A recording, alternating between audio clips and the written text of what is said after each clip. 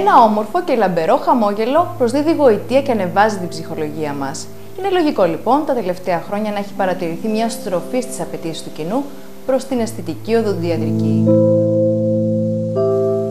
Η πιο συχνή εφαρμογή της αισθητικής οδοντιατρικής είναι η λεύκανση.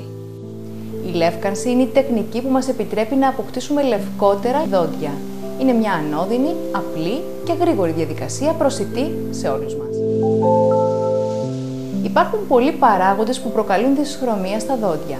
Οι πιο συνηθισμένοι είναι η κατανάλωση τροφών και ποτών με έντονες χρωστικές ουσίες όπως καφές, μαύρο τσάι, κόκκινο κρασί, το κάπνισμα και οι τυχόν τραυματισμοί των δοντιών.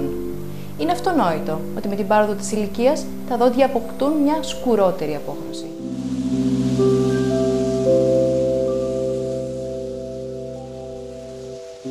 Η λεύκανση είναι η τεχνική της εφαρμογής ενός λευκαντικού παράγοντα σε μορφή ζελέ πάνω στα δόντια που απελευθερώνει οξυγόνο, το οποίο εισέρχεται στην αδαμαντίνη και την οδοντίνη των δοντιών προκαλώντας τον αποχρωματισμό τους.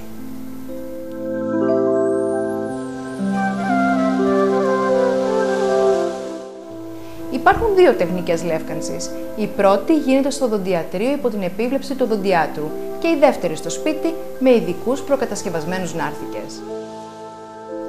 Ο οδοντίατρος είναι εκείνος που θα μας προτείνει την καταλληλότερη για εμάς τεχνική ανάλογα με το είδος και την έκταση της δυσχρωμίας, την ποιότητα των δοντιών και τυχόν προϋπάρχουσα ευαισθησία.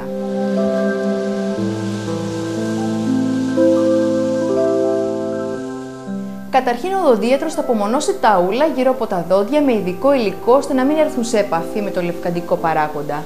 Στη συνέχεια τοποθετεί το λευκαντικό ζελέ πάνω στα δόντια και το αφήνει να ενεργήσει για περίπου 10 έως 30 λεπτά αναλόγως του συστήματος που έχει επιλεγεί. Μετά αφαιρείται το λευκαντικό ζελέ με ειδική αναρρόφηση και στη συνέχεια μπορεί να επαναληφθεί η εφαρμογή για 2 έως και 3 φορές ακόμη. Αφού τελειώσει η διαδικασία, αφαιρείται και πάλι το λευκαντικό και η απομόνωση των ούλων και τα δόντια ξεπλένονται με νερό και αέρα, οπότε και μπορούμε να αξιολογήσουμε το τελικό αποτέλεσμα. Η λεύκανση στο οδοντιατρίο είναι μια άμεση και γρήγορη μέθοδος και δίνει τη δυνατότητα στον οδοντίατρο να ελέγχει εξ ολοκλήρου τη διαδικασία.